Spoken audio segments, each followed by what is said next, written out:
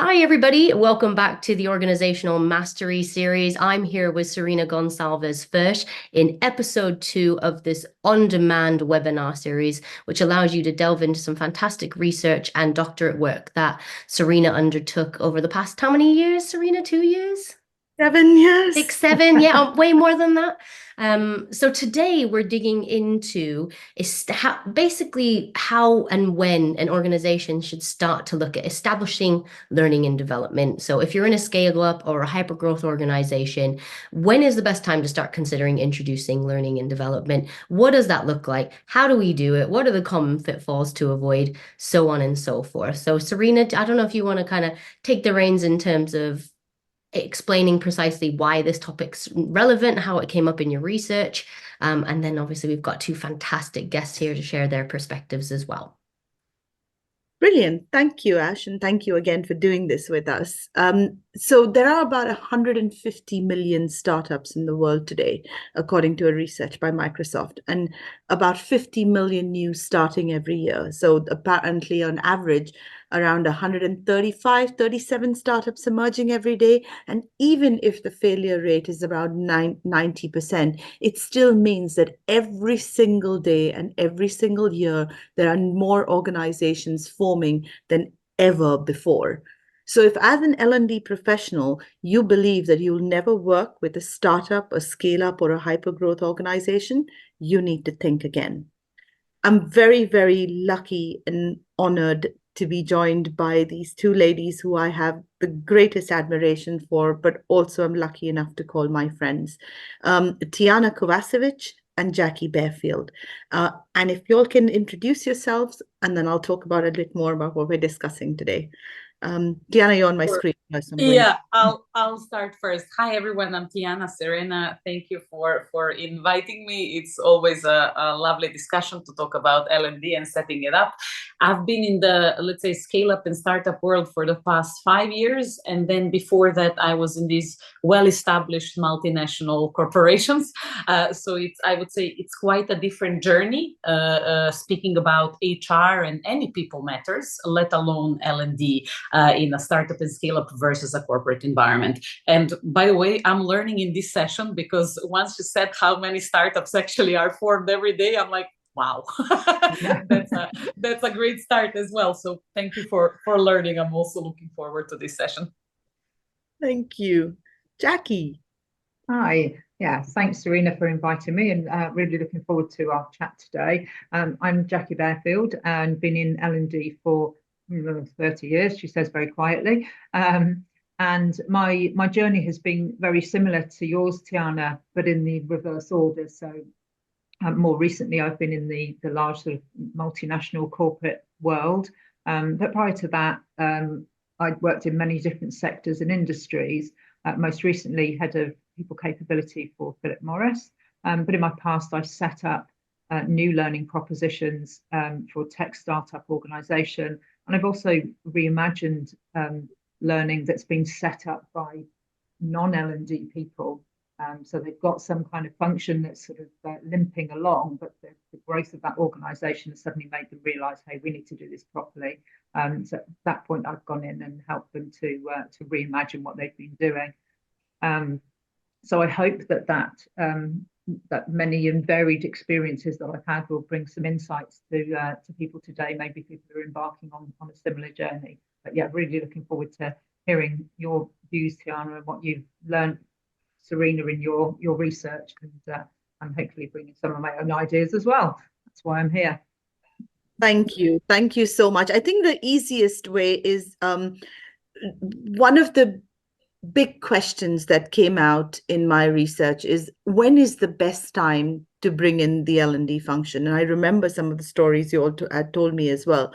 So let's start with that. In your experience and in your opinion, when is the right time for a scaling up, a hyper growth, a fast moving, accelerating organization, an organization moving from out of the startup mode into a more organizational role? When is the right time to bring in the L&D function? Yeah, maybe I can start just to go in the same order as we presented ourselves. Well, I had quite I would say varied experiences. I would say it depends on the problem you're trying to solve, right? If the organization is scaling up super quickly, and for example, let's say you're going from 500 people to 1,000 people, then one of the obvious problems, for example, becomes leadership. How do you scale your leaders? So you might say, you know what, it makes now sense to invest in a resource that will, for example, handle a bit of manager development, leadership development, and actually try and coach leaders. Now, the fact is that many scale-ups and startups, in my experience talking to different organizations, have set it up actually quite, I would say, early. So, for example, the company that I'm going to actually set up their L&D. It's called Happiness and L&D quite early in their journey. So about, let's say, 150 people into the organization, right? So in that sense, I would just say it depends on the role as well that you want L&D to play. What you will find naturally, let's say, regardless of the stage, is that L&D in scale-ups and startups has a much wider role, right? So it's not just that you ask these people to deliver training versus set up, some learning kind of strategy or whatever. You actually ask them to also handle performance management. It's just that people don't know what is L&D in the scale-up and startup world, so they just call all of that L&D, or they call it people development. So you have people in charge of onboarding, performance and talent management. Oftentimes, I would also say that L&D people who come in too early in the organization are often actually people partners. They're playing a role of HR business partners, who are coaching leaders, helping them, go through certain situations, coaching them all the time. So in that sense, I would say, rather than like purely defining L&D role, I would say it's a much broader role than you would find in a corporation or a mature enterprise, where you have like, this person is doing performance management, this person is doing talent management, talent development. So in that sense, I would say it depends on as well what are the tasks that you actually want this few people or one one person to do. So it doesn't go by organization size. Jackie, same with you? Yeah. Well, so I think one of the most distinct differences between a startup or scale-up organization and an established large multinational is exactly that, is that the people who work in the small startup or the scale-up are wearing many hats, and they need to, because it doesn't make sense to hire somebody to do each of these individual roles.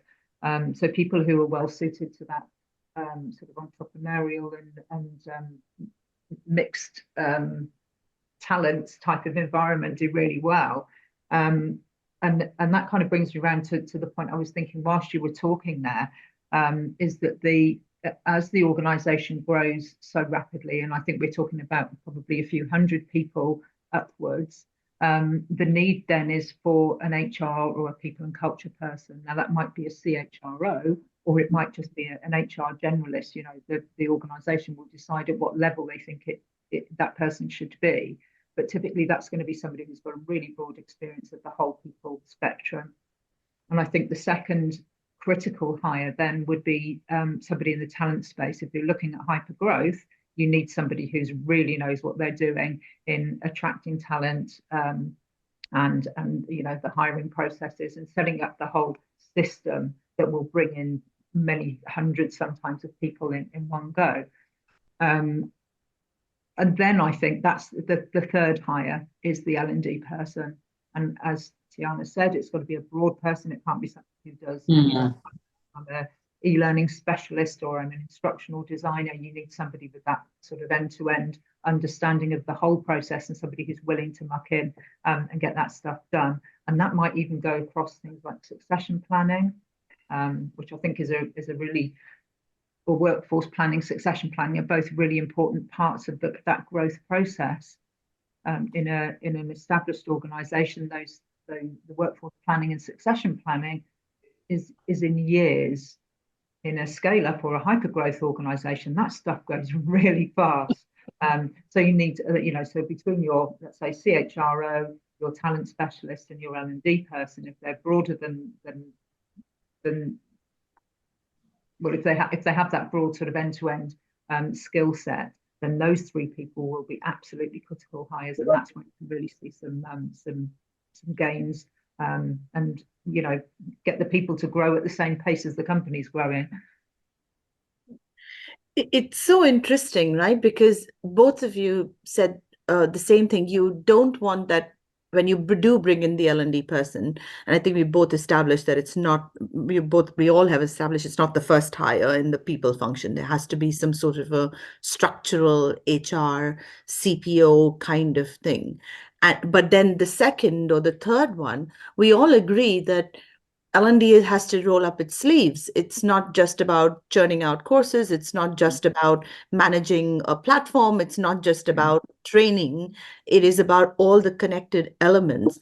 And then somehow we seem to lose that where in the large organizations where L&D just gets relegated into this silo pillar of churning stuff out. Yeah. What happened? What happens to us somewhere in the journey? That's that's a very good question. And now I was also reflecting how counterintuitive it is that actually in a startup or scale up where you would say, well, you know what, like I actually need somebody to handle this, or like I need a generalist who can.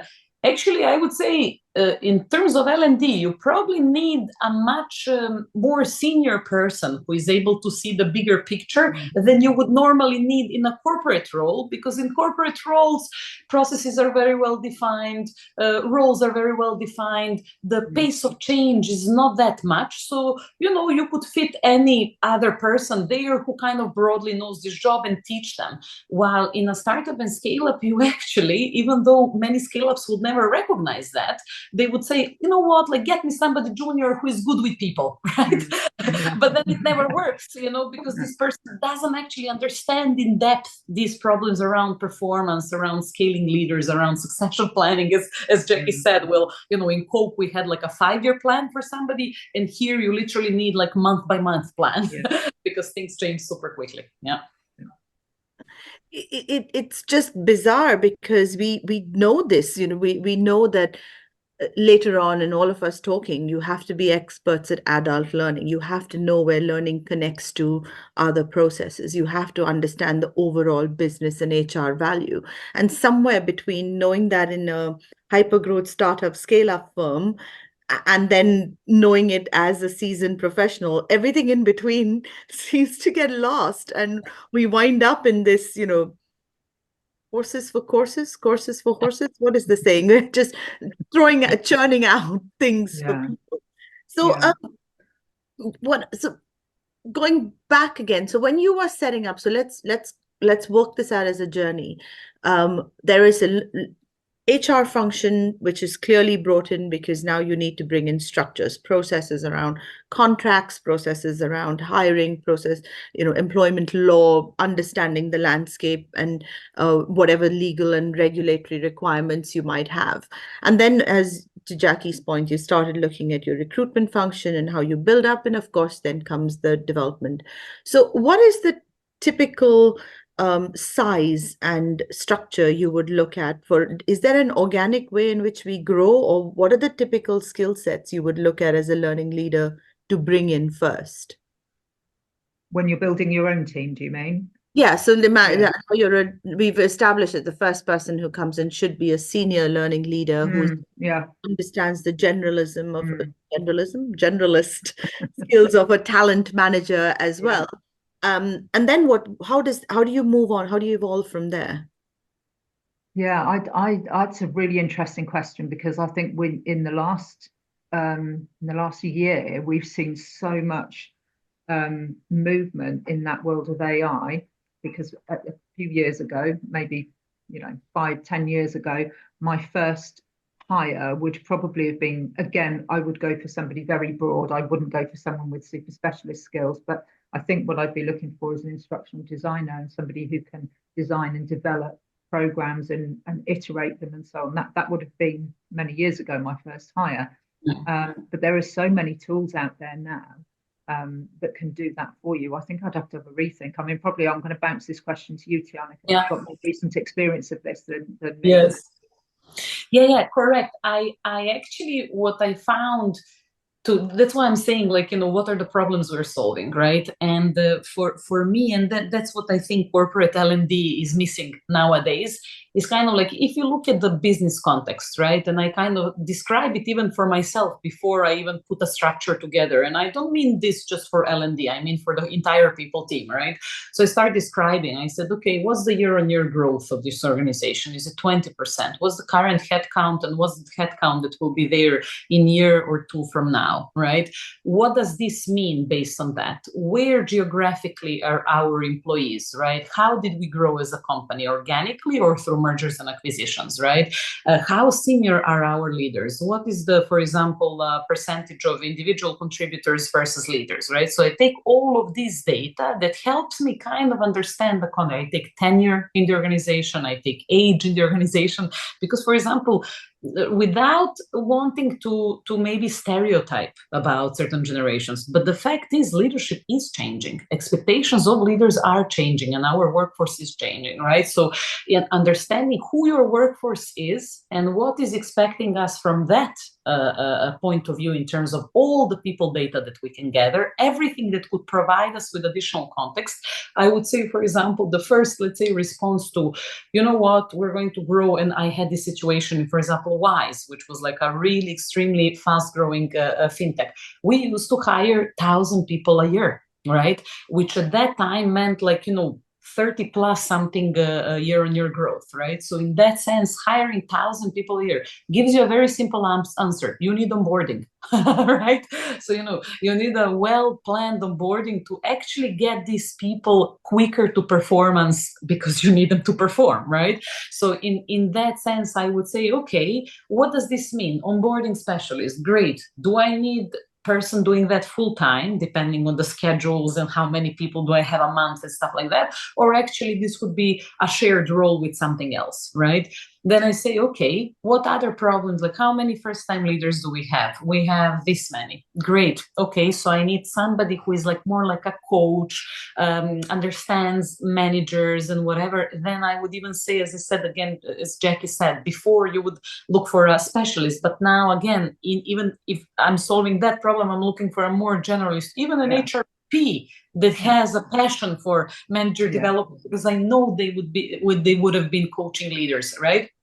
And then only then, when I solve for those two kind of priority issues, I start saying, okay, are we ready, for example, for the IPO? Succession becomes a question, right? A real senior leadership becomes succession. So you need somebody who is taking care of talent management, succession, real performance, stuff like that. And then again, as the organization scales, you say, you know what, do I need to break this down further? Do I need to actually just, hire 3 people or 1, right? Depends on the scale. So that would be my kind of take on it. One of my observations, so I set up the corporate university at the firm I'm in at the moment, and it was almost like setting up a learning function within an organization with a separate learning function, because this had to look outward and inward. And Jackie was there for our initial part of the journey. But the first thing when I sat back, when I'm a head of learning, I'm a learning expert. What is it that and funnily enough, the first thing I brought in was a head of operations, because I need somebody to be that bridge between how I will show business value. So I needed somebody who would translate what we're doing or link it to business benefit and value. And then came the person who would design our ecosystem within which we would do. I don't think we ever had we're in 20 odd countries now, and I don't believe we have a content creation team.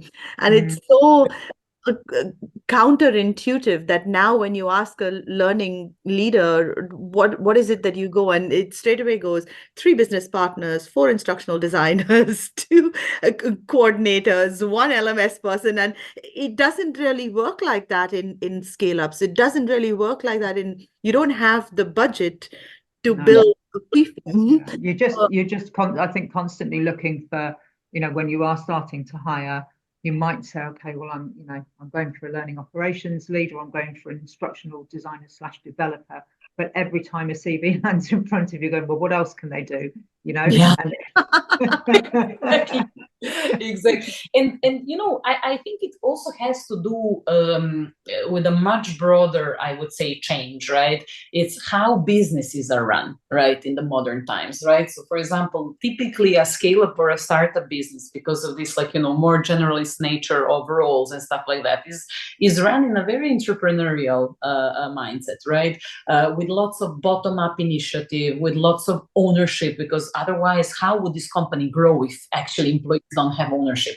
So what I noticed is that, and it seems completely crazy now for me, looking at my corporate career in learning and talent management, for example, like how we pushed learning on people, right? Here, people are the ones that are asking for learning, right? And it's not about like learning hours and this. It's almost like people don't want you to push that, right? They're like, hey, give me a personal development budget and I'll sort out what I want, right? And maybe I'll just have a discussion with my manager about, what would be useful for me to professionally develop in. And then they pursue that. Sometimes it's a book, sometimes it's a course, sometimes it's a conference, right? But I would say empowerment comes quite naturally in the how we organize learning in a scale-up and startup versus in a corporate and enterprise environment.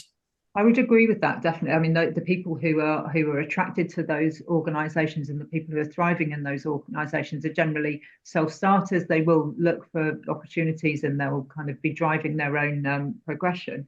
However, I think there is also a need for very specific technical training in these startups. And obviously, in my experience, most of them have been tech startups. Mm-hmm. So whether it's software as a service, the people who are selling the software or the customer success teams, whoever they are, need to know what it is that they're selling. So you've got a definite need for delivering that technical training and getting people to that reducing that time to competency as much as you possibly can. Get them out there, get them customer facing, get them active as soon as possible. Or it may be a sales enablement academy, for example. Those people need to get those technical skills so that they can start releasing the load or the demand that's on those already experienced people. Yeah. I know it's something that Serena and I have talked about before, which is that in these smaller or startup or scale up or hyper growth organizations, the reliance on the subject matter experts in the organization is heavy. And you've got to find the right balance. We'll take our best salespeople and we'll get them to teach everybody. While you're doing that, those best salespeople are not doing what they're really good at. So you've got to take that into account. But that's a discussion on its own, really. But I just wanted to bring in that point, really, about the technical learning, which you have to push on people. You have to make sure they do it. And they have to do it as quickly as possible, I think. Absolutely. And maybe, Jackie, to your point, because, I'm missing a bit of this SaaS experience in my background, right? That may also drive the need to get this person much earlier if you're in that B2B environment, right? Because, let's say if you're a B2C business, okay, on a customer service side, you may need to know processes, how to handle complaints and stuff like that. But if you're selling software, for example, then you, as you said, instead of asking your salespeople to constantly do this for you, you might actually benefit from having somebody in much earlier than you would normally in another business. Great point. Yeah. It's that balance. So there's one of the things that came out with the research as well.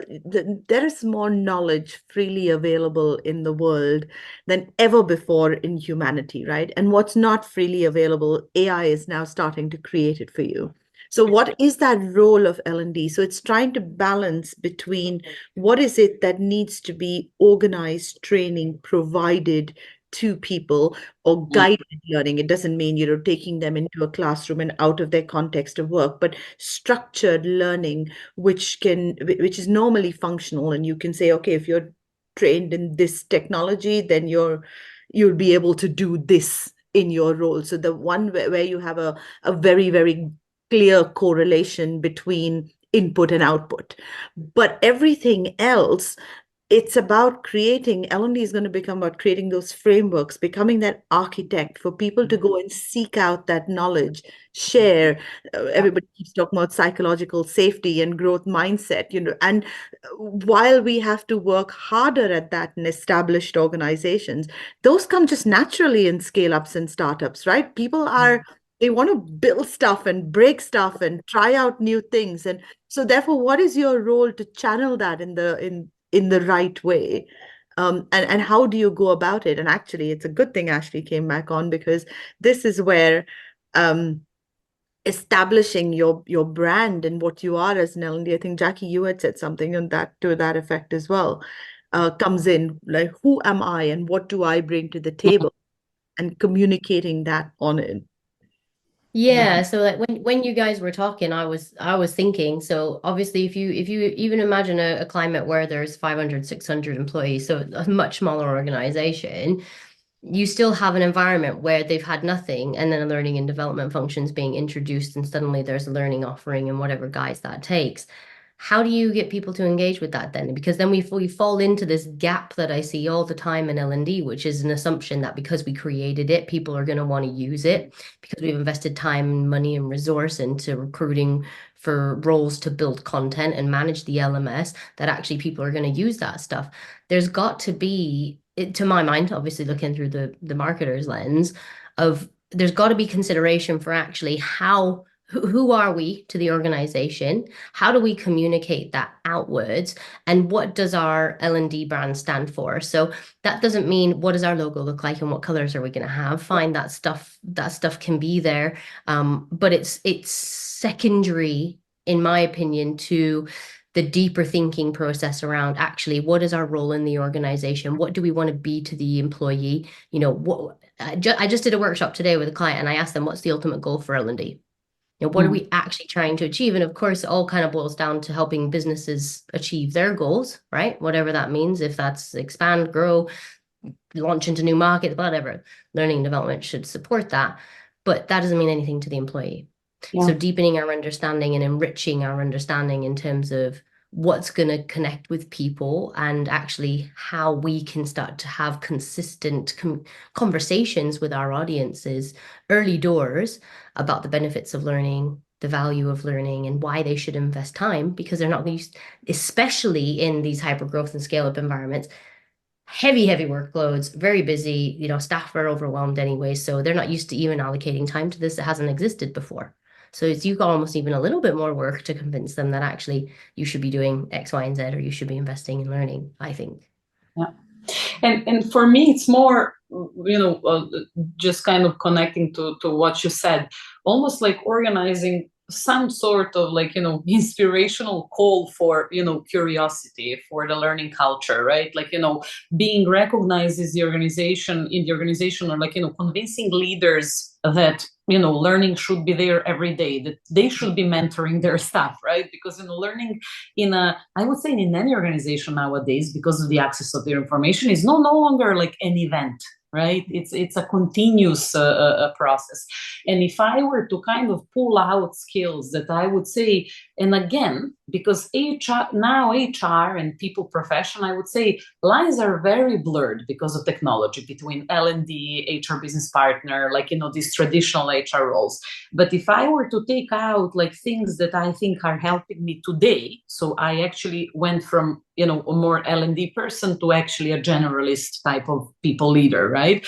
So if I think about what are the skills that are helping me to succeed in my job, is definitely performance consulting. So looking holistically at solving performance problems, right? Mm-hmm. Definitely data analytics, looking at which kind of data can point me at a problem so I can, make a business case and actually have a solution. Definitely kind of mindset shift in terms of, curiosity, talking to people, coaching, definitely as one of the skills that I think people are still so appreciative of. I always say, the other day, I actually said this in a conference, I said, you know what, I'd rather coach somebody 1,000 times more than, invent another framework and show another 9-box grid, right? So I would say that, in HR and generally L&D, we have, distanced ourselves from real people, right? We're, behind the programs and like, oh, here is the program. And literally people are just craving for human contact, right?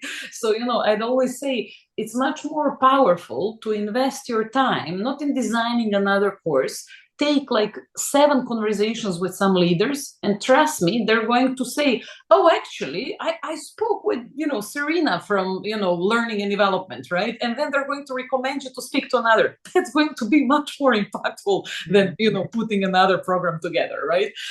So those are maybe kind of some of the skills and capabilities I would, take out. And there's no way to hide. Sorry, Jackie. There's no way to hide in a scale up, right? You can't put this barrier of courses and go. Not my job. Yeah. Not my job. Sorry, Jackie, I interrupted you. No, I was just going to add another skill on there, which came to mind as Tijana was talking, which is stakeholder management. So if you go in, you're the first L&D professional that's in there. Maybe you managed to recruit 1 or 2 more people to help you as you're forming your team. One of the challenges that you have is that you're then having to serve this, not necessarily huge in terms of employees, but maybe a big organization in terms of those different areas of business. You've probably got your customer service, you'll have your sales or business development function. I don't know, maybe a call center, I don't know what it is, but each of the heads of those departments will be the star of their own show. Like the guy, the business development manager, will say that his program is the most important. His people need to be developed more urgently than everybody else, and being able to manage those expectations, because you can't do it all at once, right? So that's I think that's a really important skill, is to be able to manage expectations, get everybody in the room together and say, okay, what's our shared purpose as an organization? If we're looking for growth in terms of sales, then, and we're going to be recruiting 1,000 more salespeople in the next year, then we probably need to focus on that. And that's not to discount the onboarding. That is absolutely 100%. Wherever you're recruiting, your onboarding has got to be spot on. Otherwise, you'll just be constantly rehiring, because nobody joins a new organization, starts a new job and thinks, oh, I hope I'm going to be really rubbish at this. Everybody wants to succeed, right? And that onboarding program is giving them the tools that they need to do that. And if you miss that opportunity, then you've missed a huge, made a huge miss, really. But sorry, that stakeholder management and making sure the business understands that we cannot do everything all at once. So let's prioritize based on where the business is going and how aligned we are with that business objective. I hope people out there listening realize that in this organizations, we solve something that has plagued L&D for ages, which is this stupid seat at the table. I hate that phrase, but every single learning person at some point has gone, we need a seat at a table.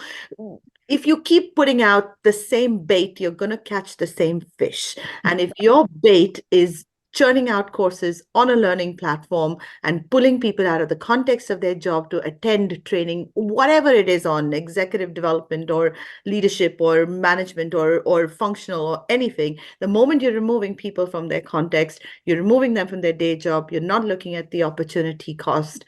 And there we go. There's no seat at the table because they don't think you understand the commercials and what the business value and what it takes to make the business successful. And there's no place to hide in these organizations, right? You have to start with the business. What is it they want? And therefore, the fact that they've brought you in means they recognize your place at their table. So what are you doing thereafter to add that value? Well, they will typically, and this, I don't think this is exclusive to startups and hypergrowth, typically will say, we need some training on this. We need to train our salespeople. We need project management training, whatever it is. That's how most I don't know, I was going to say most leaders think, and I may be doing them an injustice there because perhaps they don't. in my experience, most people who are not have not come from that L&D background will think in terms of training courses, and it's our job to educate them and encourage them and make them see that there are different ways of developing people, and it doesn't always mean taking them off, sitting them in a classroom. In fact, it rarely means that. But but that I think that's that seat at the table. If we go in there and we accept their order request to deliver some project management training or some leadership training, then we don't deserve the seat at the table. Yeah, absolutely. And I would say, rather than asking yourself, why do I not have the seat at the table, look for ways to deliver impact, right? So for example, what I found, just kind of rewinding back to the times where I was still having like L&D and talent management in a scale-up or startup, what I found myself in is, for example, helping recruitment come up with, let's say, leadership framework that we want to hire upon, right? Based upon. Then, for example, asking the right questions when it comes to workforce planning, right? Actually then translating, for example, job grading framework into career maps that then people use for progression frameworks, right? So I would say there is always, plenty of opportunities to add value. The only thing is that, are you actually ready to add value in the way the business needs? Or you're ready to add value by sitting and strategizing at some, invented table? Because now that I'm part of these tables, that's a lot of work. Like you need to, it's much easier to sit and claim that you want to sit at the table. But when you sit at the table, you're like, oh, okay, so I need to actually do much more to say something. so yeah. But it's the other way around as well, right? Then you take away anyone can buy an LXP. Anyone, right? You don't need to be any learning person. You go to any of these fairs and you pick the ones which ever shouting the loudest or the best bells and whistles, and anyone can buy content libraries. Anyone can, and anyone can put this on that and make them connect. So if your only role is to manage the technology and the content, then what makes you so special and different? And I think that what makes you special and different is that value add that you bring to the business, which I believe that in the future, and that's also where I was concluding with the research, there is no silo anymore. The lines to all the points you are making, it's getting blurred more and more. You can't be, you might be an adult learning specialist, but your deliverables have nothing only to do with the deliverable space. They're so much broader, and these organizations that we're talking about are the microcosm of that, right? They are if they're the future of all organizations, they're the future of L&D as well. Absolutely. And for me, maybe on that point, right, I would say just if I'm hiring people as well nowadays, right, do I actually hire them and check, which certifications do they have, or like, which I'm actually hiring for like great people, if I'm being really honest, right? And by great people, I mean people going to, that have a lot of initiative, people who are super proactive, people who are super accountable, people who are ready to challenge themselves, right?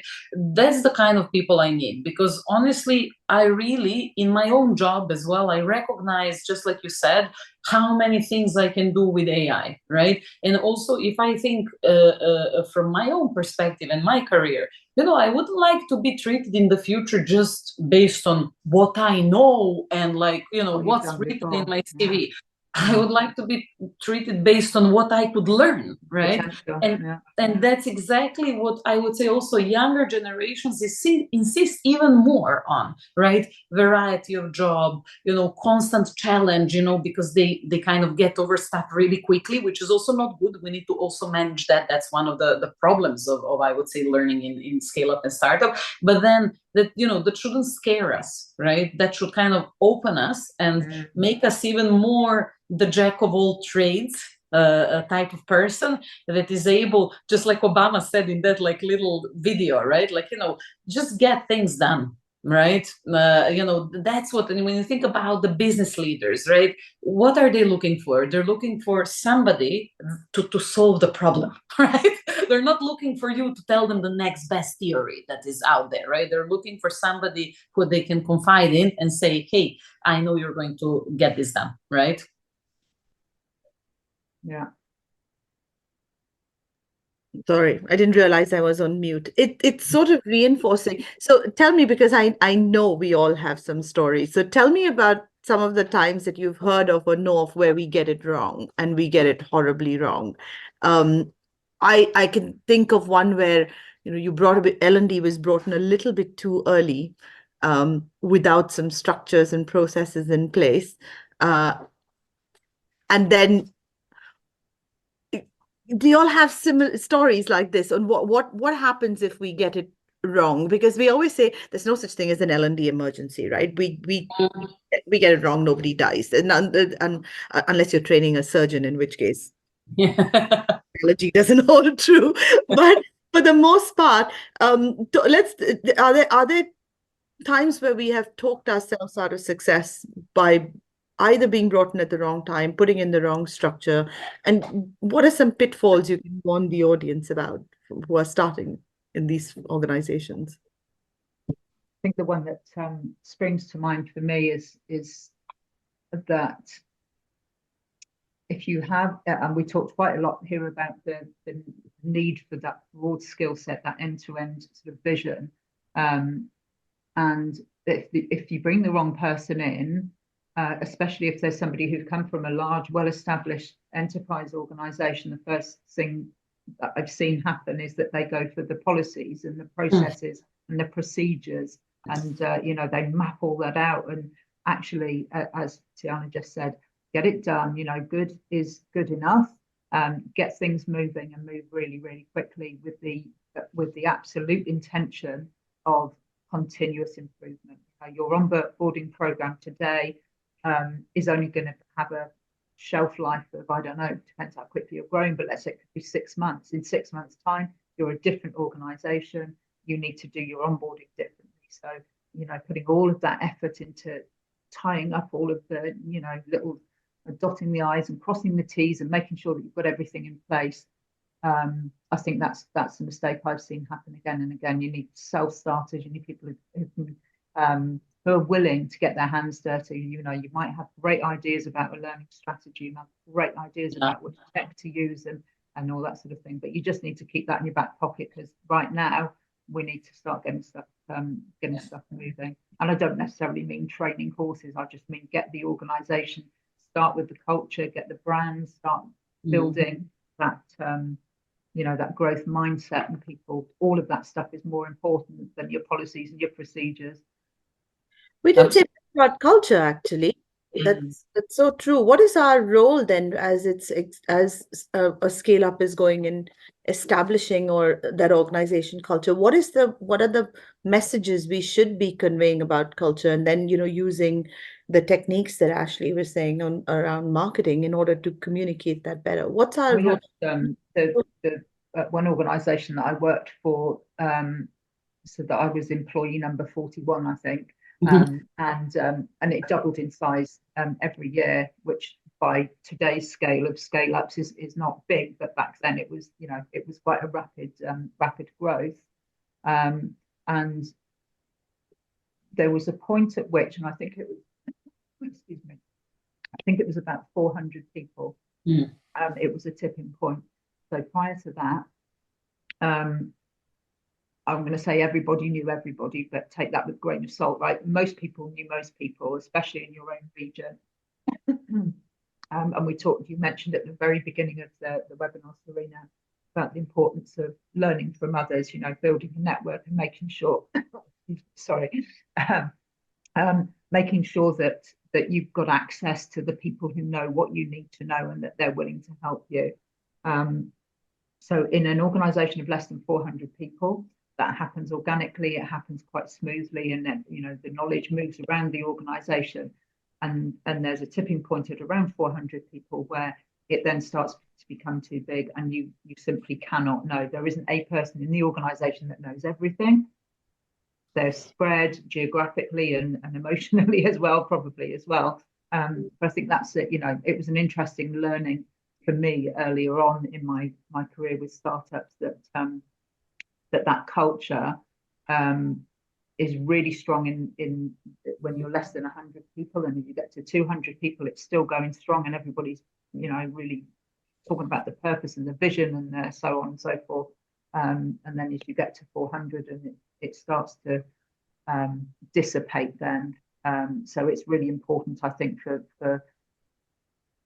the work that we have to do on culture, and whether it's the L&D person or the HR or the CPO or the CEO, somebody needs to get their arms around culture and make sure that it doesn't just sort of dissipate, and then we're left with an organization with multiple cultures that we need to then bring it back together again. Yeah. Critical.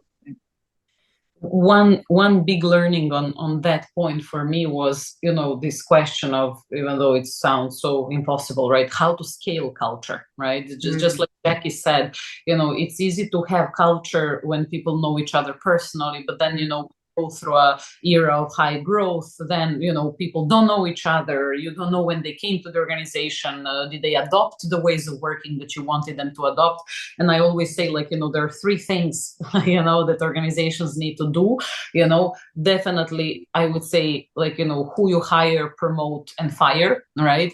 Take a hold of that, right? Kind of say, how can I contribute to, what are the skills or values or competencies that we hire against, right? How can I, for example, as an L&D person, regardless of is this HR or recruitment or whatever you want to call this, for me, it's all the same. For example, how can I contribute to the promotion process so that every person gets promoted, because people will know about this, actually role models this culture that we want to see in the organization, and how when we exit a person, how we all know, yeah, we exited this person because of this and that, right? That is important to us. And then second thing is definitely about, for example, routines and rituals that your organization does. If you think about an all hands call, right? It's a learning event, Many times organizations, when they're, quarterly town hall. Yeah, but what's your messaging behind this quarterly town hall, right? How can you make it a really super fun, super engaging, and great learning, with very clear outcomes? What am I achieving, if I put on a Zoom call for an hour the whole organization? Because, that's an hour of their time, double that, by the, kind of multiply that with a number of people, and that's your wasted time in the business, right? So how can you make all the, for example, company meetups, right? How can you take hold of all these natural occasions and bring learning principles to them, right? Make these people who are planning events, what are the outcomes of these events? How are people going to feel? What do they want them to think? And, what do they want them to do after this event, right? And then the third thing would be, I would say at a certain scale, you really do need even though, Serena, I learned this from you, even though we have very little evidence of leadership development really working in practice, still, I think, even if it's belief-based, you need to see what are some not super heavy structure and programmatic approach to leadership development, but you need to get a hold of, who are our senior leaders? How are they coaching others? What are the leadership values? How am I teaching those values? How am I onboarding new managers and stuff like that? Yeah, exactly. And this is, to a point, which is that a smaller organization, the CEO, the CFO, the CPO, you know them by name. You might not see them every day, but you bump into them, and that culture is a one-to-one type of injection. As the organization grows, you become further and further, or the employees become further and further away, and it's then up to the next layer of the organization to translate and to inject that culture as it grows, and yeah, I just think it's just so important that in those opportunities, as you say, Tijana, the town halls, the whatever they are, every opportunity to inject that culture back into the organization, so that it doesn't just disappear, because it's that's what's really strong, I think, in the CEO or the managing director has been the one who started making those Yes. first hires. So it's really condensed culture in the beginning, and then it just floats away.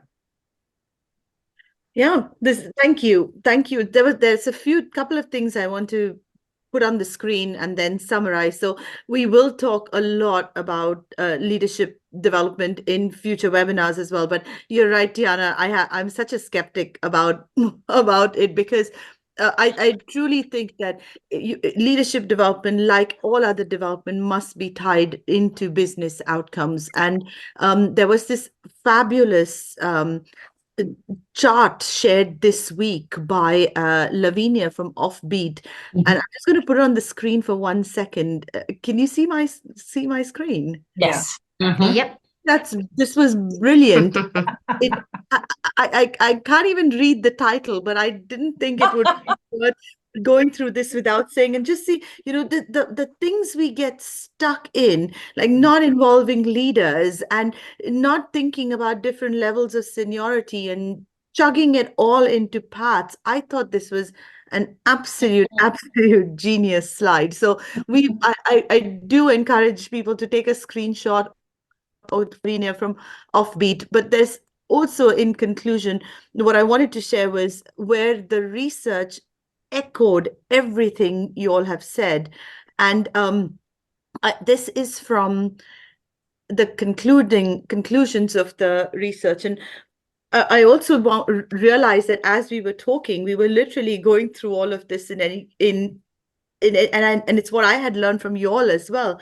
We have no control on when we are brought into an organization, and that is rightly so.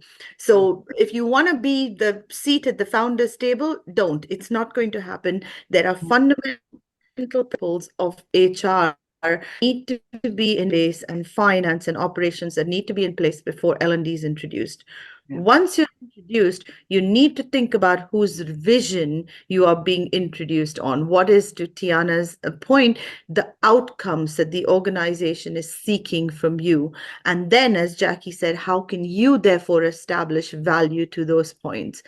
And what we've all been saying through this, there are fundamental skills that L&D could get away with not knowing that are now absolutely mandatory. And those skills are, as both speakers said today, how we're connected to the wider processes of talent, of business strategy, of HR data, and we spoke about data analytics more closely than ever. And it's so strange that this is from the deck I used in my Viva, and this is the deck I used in the first webinar, and both that slide and this conclusion slide is exactly what we are saying and what we've arrived at here. So there is no need for a standalone or checkbox L&D function in the organization. There's nowhere to hide behind a platform, behind your content. You have integrally a part of this organization's success.